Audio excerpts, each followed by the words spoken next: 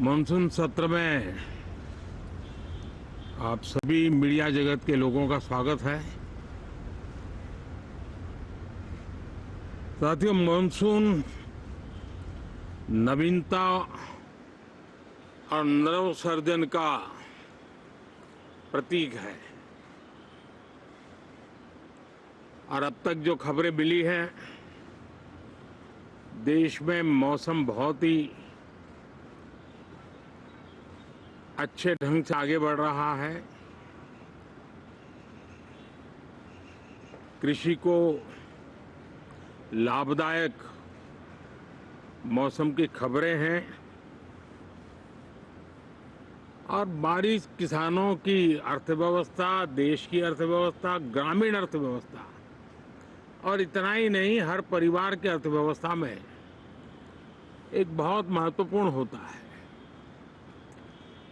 अब तक जो मुझे जानकारी दी गई है उस हिसाब से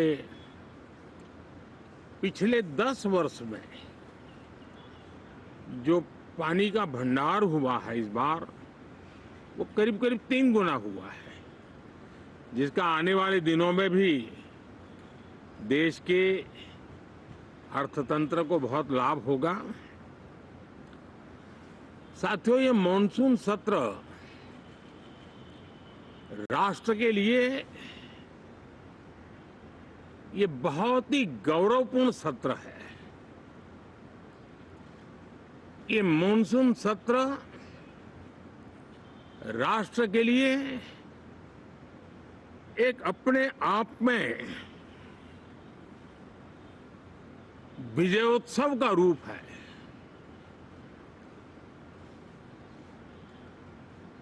और जब मैं कहता हूं कि सत्र राष्ट्र गौरव और विजयोत्सव का सत्र है, तो सबसे पहले तो मैं पहली बार इंटरनेशनल स्पेस स्टेशन पर भारत का तिरंगा झंडा वहां लहराना, ये हर देशवासी के लिए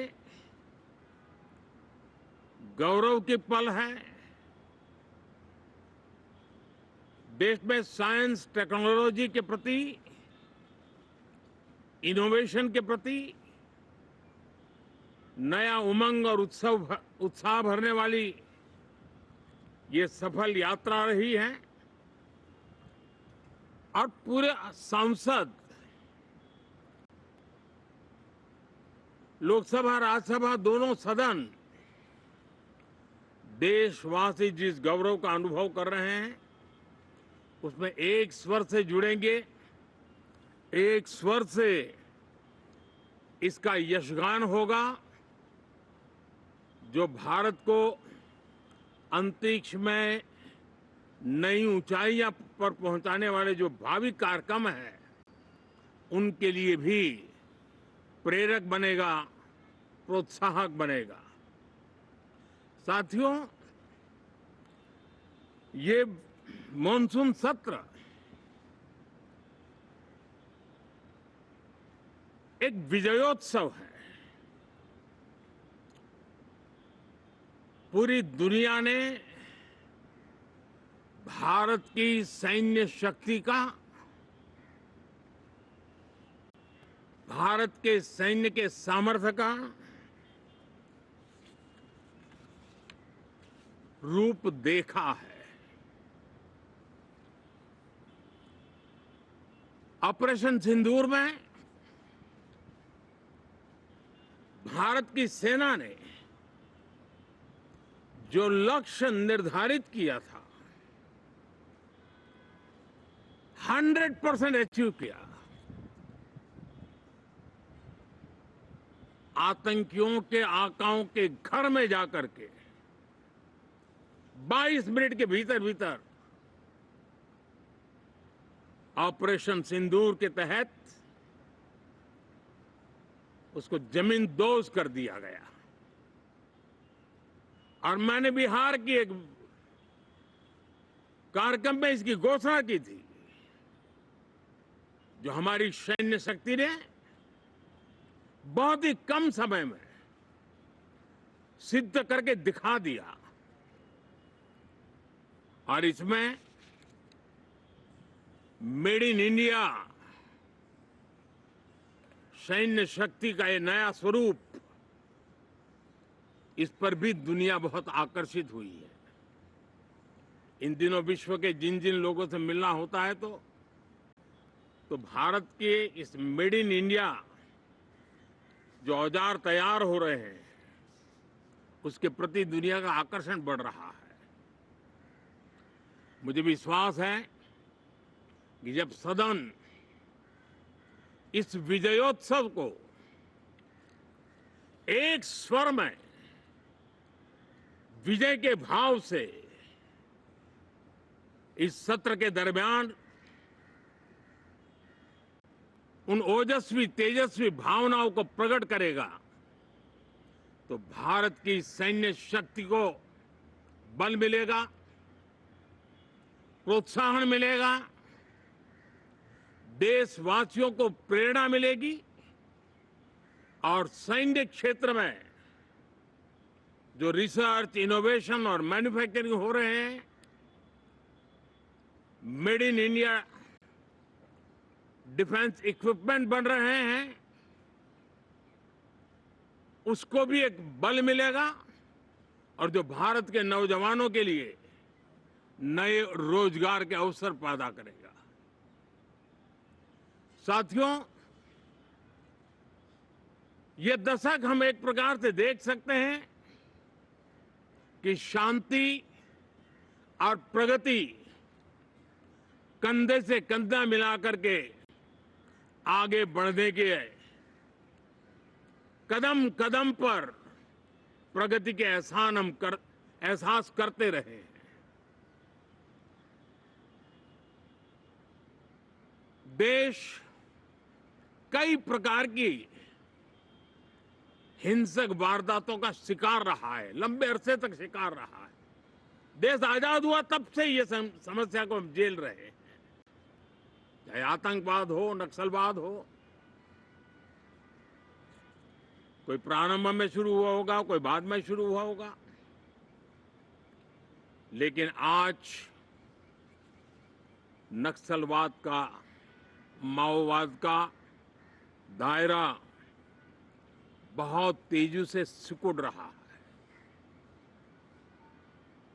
माओवाद को, नक्सलवाद को जड़ से उखाड़ने के संकल्प के साथ देश के सुरक्षा बल एक नए आत्मविश्वास से,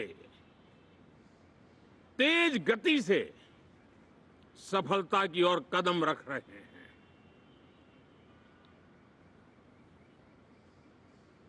और मैं गर्व से कह सकता हूं,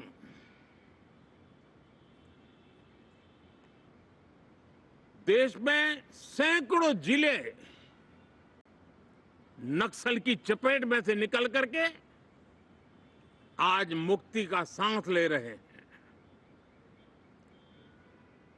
हमें गर्व है कि बम, बंदूक और पिस्तौल के सामने हमारा देश का संविधान जीत रहा है, हमारे देश का संविधान विजयी हो रहा है।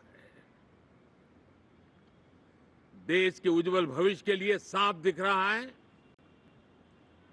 कि कल तक जो रेड कॉरिडोर थे, वो आज ग्रीन ग्रोथ जोन में परिवर्तित होते नजर आ रहे हैं। साथियों, एक के बाद ऐसी घटनाएं देशभक्ति के लिए, देश की भलाई के लिए संसद में पहुंचे हुए हर माननीय सांसद के लिए गौरव का पल है। और संसद के इस सत्र में ये गौरव गान पूरा देश सुनेगा, हर सांसद से सुनेगा, हर दल से सुनेगा। साथियों, आर्थिक क्षेत्र में भी जब 2014 में आप सबने हमें जिम्मेवारी दी, देश फ्रेजाइल 5 की अवस्था से गुजर रहा था। 2014 के पहले वैश्विक अर्थव्यवस्था में हम 10वें नंबर पर थे और आज भारत तेज गति से दुनिया की तीसरे नंबर की अर्थव्यवस्था बनने की दिशा में आगे बढ़ रहा है, दरवाजे पर दस्तक दे रहा है। इन दिनों 25 करोड़ गरीबों का गरीबी से बाहर निकलना, जिसको विश्व की अनेक संस्थाएं सराहना कर रही है। देश में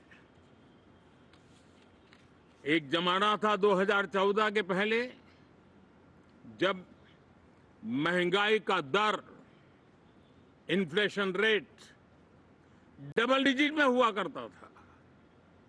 आज 2% के आसपास आकर के देश के सामान्य मानव के जीवन में राहत बन गया है, सुविधा बन गया है। लो इन्फ्लेशन के सामने हाई ग्रोथ एक अच्छे विकास यात्रा की दिशा है। साथियों, digital India, UPI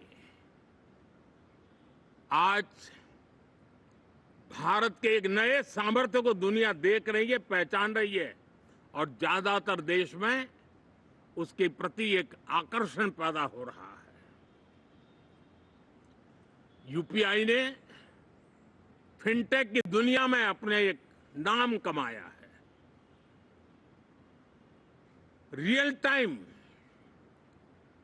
digital transaction दुनिया में सबसे ज्यादा हो रहे हैं। दुनिया में जितने हो रहे हैं, अकेले भारत में उससे ज्यादा हो रहे हैं। साथियों, पिछले दिनों इंटरनेशनल लेबर ऑर्गेनाइजेशन का एक वैश्विक समागम था और उसमें भारत ने बहुत बड़ी ऊंचाई प्राप्त की है। आईएलओ का कहना है कि 90 करोड़ से ज्यादा लोग भारत में अब सोशल सिक्योरिटी के दायरे में हैं। ये अपने आप में एक बहुत बड़ा अचीवमेंट है। उसी प्रकार से वैश्विक संस्था WHO ने ये कहा है कि भारत अब आंख की जो बीमारी आमतौर पर बारिश के सीजन में ज्यादा देखी जाती थी, ट्रैकोमा, अब भारत को WHO ने ट्रैकोमा फ्री घोषित किया है। तो आरोग्य के क्षेत्र में भी ये अपने आप में एक महत्वपूर्ण भारत के लिए सिद्धि है। साथियों, पहलगाम की क्रूर अत्याचार, नरसंहार पूरी दुनिया चौंक उठी थी। आतंकवादी और आतंकवादी के आके दुनिया का ध्यान उनकी तरफ केंद्रित हुआ था और उस समय दल हित छोड़ करके देश हित में हमारे ज्यादातर दलों के प्रतिनिधि, ज्यादातर राज्यों के प्रतिनिधि विश्व भ्रमण किया, दुनिया के अनेक देशों में गए और एक स्वर से दुनिया के सामने आतंकवादियों का आका पाकिस्तान को बेनकाब करने का एक बहुत सफल अभियान चलाया। मैं आज राष्ट्र हित में किए गए इस महत्वपूर्ण कार्य के लिए उन सभी सांसदों की सराहना करना चाहता हूं, सभी दलों की सराहना करना चाहता हूं और उसने देश में एक सकारात्मक वातावरण पैदा किया। विश्व ने भारत की बात को स्वीकार करने की दिशा में अपने मन के द्वार खोले और इसके लिए ये हमारे सांसदगण, हमारे राजनीतिक दल सराहना करने के मेरे लिए सौभाग्य है। साथियों, हम जानते हैं कि ये स्पिरिट, एक स्वर, एक एकता का वातावरण देश को कितना उत्साह से भर देता है। विजयोत्सव का ये पर्व इस मॉनसून सत्र में भी उसी भाव से प्रकट होगा। देश की सैन्य शक्ति को सराहना करेगा, देश के सामर्थ्य का गौरवगान करेगा और देश के 140 करोड़ नागरिकों को नई प्रेरणा का कारण बनेगा। मुझे विश्वास है कि हम सब मिलकर के डिफेंस के क्षेत्र में आत्मनिर्भर होने के इन प्रयासों को बल दें, सेना के सामर्थ्य की सराहना करें। और मैं आज देशवासियों के सामने जरूर कहूंगा और देश के राजनीतिक दलों से भी कहूंगा कि देश ने एकता की ताकत देखी है, एक स्वर का सामर्थ्य क्या होता है देखा है। तो सदन में से भी सभी माननीय सांसद उसको बल दें, उसको आगे बढ़ाएं। और मैं जरूर कहूंगा, राजनीतिक दल अलग अलग हैं, हर एक का अपना एक एजेंडा है, अपनी एक भूमिका है, लेकिन मैं इस वास्तविकता को स्वीकार करता हूं कि दल हित में मत भले न मिले, लेकिन देश हित में मन जरूर मिले। इसी एक भावना के साथ इस मॉनसून सत्र से देश के विकास यात्रा को बल देने वाले, देश की प्रगति को बल देने वाले, देश के नागरिकों को सामर्थ्य देने वाले अनेक विधेयक प्रस्तावित हैं। सदन विस्तृत चर्चा करके उसको भी पारित करेगा। मेरी सभी माननीय सांसदों से उत्तम डिबेट चलाने के लिए शुभकामनाएं हैं।